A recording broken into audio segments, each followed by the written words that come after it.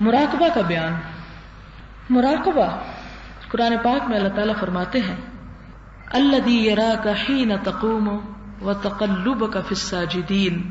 سورۃ الشعراء کی اس آیت کا مطلب ہے اللہ تعالیٰ وہ ذات ہے جو تمہیں دیکھتی ہے حین تقوم، جس وقت تم قیام کرتے ہو، نماز میں کھڑے ہوتے ہو، وتقلبک فی الساجدین، اور تمہارا سجدہ کرنے والوں میں الٹنا پلٹنا یا اوپر نیچے ہونا وہ بھی نظر آتا ہے اللہ کو. مراقبہ کا روٹ رے قاف بے ہے، اور رقبہ کا لغوی مطلب ہوتا ہے انتظار کرنا، دیکھنا، غور و فکر کرنا اور حساب کتاب کرنا اور اپنے اعمال کا ایک طرح سے جائزہ لینا، محاسبہ کرنا. اسی سے رقبہ ہے، فک رقبہ، رقبہ کہتے ہیں گردن کو. تو یہاں پر ہم دیکھتے ہیں کہ اللہ تعالیٰ حضور صلی اللہ علیہ وسلم سے مخاطب ہے سورۃ الشعراء میں، اور ارشاد یہ ہو رہا ہے کہ اللہ تعالیٰ آپ کو ہر وقت دیکھتے ہیں. ایون یہ کہ آپ اگر نماز میں کھڑے ہیں وہاں بھی دیکھ رہے ہیں. اگر آپ دوسرے سجدہ کرنے والوں کے ساتھ، تقلب کا مطلب ہوتا ہے الٹ پلٹ کرنا، یعنی سر نیچے گیا یا اوپر آیا، یا ان سے مل رہے ہیں یا آ رہے ہیں یا جا رہے ہیں، تو وہ سب کچھ خدا کی نظر میں ہے. اور ایک اور جگہ پر فرمایا وَهُوَ مَعَكُمْ أَيْنَمَا كُنْتُمْ، وہ تمہارے ساتھ ساتھ ہوتا ہے جہاں کہیں تم ہوتے ہو.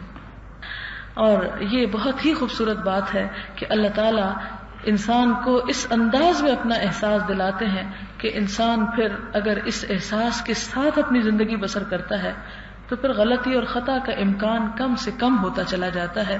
کیونکہ ہر بات بولنے سے پہلے، ہر کام کرنے سے پہلے، ہر سوچنے سے پہلے انسان کو اگر یہ خیال آ جائے، اگر یہ احساس ہو جائے، اگر انسان اس چیز کو مد نظر رکھے کہ میرا خدا مجھے دیکھ رہا ہے اور میرے ساتھ ہے، تو پھر وہ شیطان کے پھندے میں کم پھنستا ہے.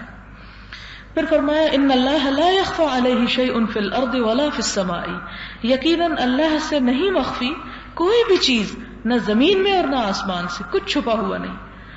اب آپ دیکھیں کہ اب تو انسانوں نے بھی ایسے ایسے طریقے ایجاد کر لیے ہیں کہ جس سے دوسرے ایسے لوگوں کے اعمال کو دیکھا جا سکے اپنی آنکھوں سے کہ جو ان کے سامنے بظاہر نہیں ہوتے. جیسے ٹی وی اسکرین پر آپ ہزاروں لاکھوں میل دور بیٹھے انسانوں کی حرکتیں دیکھ رہے ہوتے ہیں. یا یہ ہے کہ آپ نے اگر کسی ایسی دکان پر شاپنگ کی ہو جس میں ایسے کیمراز فٹ ہوتے ہیں جو ہر پورشن کا اور ہر حصے کا جائزہ لیا جا رہا ہوتا ہے اور دیکھا جا رہا تھا کہ کوئی کسٹمر کوئی چیز چرا تو نہیں رہا یا کوئی آگے پیچھے تو نہیں کر رہا، اور وہیں سے چوری فوراً پکڑ لی جاتی ہے اگر کوئی اس طرح کی حرکت کرے، لیکن کرنے والے کو کچھ خبر نہیں ہوتی کہ وہ کیا کر رہا ہے. اگر انسان جو اللہ کے مقابلے میں کوئی چیز نہیں ایسی بڑی بڑی چیزیں بنا سکتا ہے، تو پھر اللہ تعالیٰ کا دیکھنا، وہ تو پھر ہر چیز کا خالق ہے، وہ کتنا زبردست ہوگا. اسی کے بارے میں فرمایا کچھ بھی چھپا ہوا نہیں، سب بالکل سامنے ہے اس کے. پھر فرمایا ان ربک لبالمرصاد، یقیناً تمہارا رب گھات میں ہے.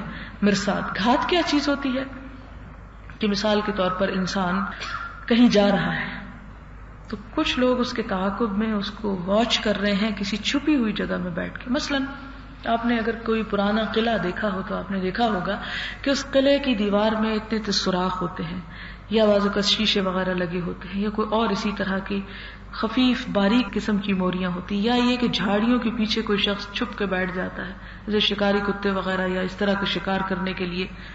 تو جو ہی شکار سامنے آتا ہے تو فوراً اس کو مار ڈالا جاتا ہے.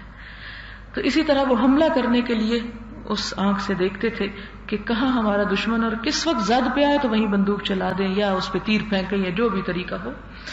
تو یہاں پر بھی فرمایا کہ تمہارا رب گھات لگائے بیٹھا ہے، تمہیں نہیں پتا چلے گا، تم اپنی کھیلوں میں مست ادھر ادھر گھوم رہے ہوگے کہ رب اچانک دبوچ لے گا، اچانک پکڑ لے گا، اچانک حساب میں ڈال دے گا اور تم دیکھتے رہ جاؤ گے.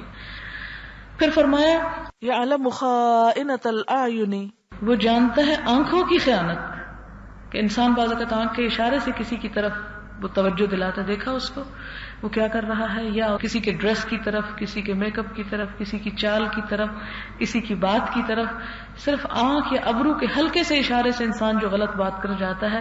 تو اللہ تعالیٰ فرماتے ہیں یعلم خائنۃ الاعین، وہ تو اتنا بھی حساب لے رہا ہے اور دیکھ رہا ہے، واچ کر رہا ہے کہ تمہاری آنکھیں کدھر کو گھوم رہی ہیں. وما تخفی الصدور، اور وہ جو سینے چھپائے ہوئے ہیں. آپ دیکھیں کہ سینوں کے اوپر کیا کچھ ہے. یعنی انسان کے جسم میں سینے کے اندر دل ہے، اور دل ایسی جگہ پر ہے جو سب سے محفوظ ترین مقام ہے، یعنی دماغ کے بعد، جہاں تک پہنچنے کے لیے بہت کچھ کاٹنا اور توڑنا پڑتا ہے.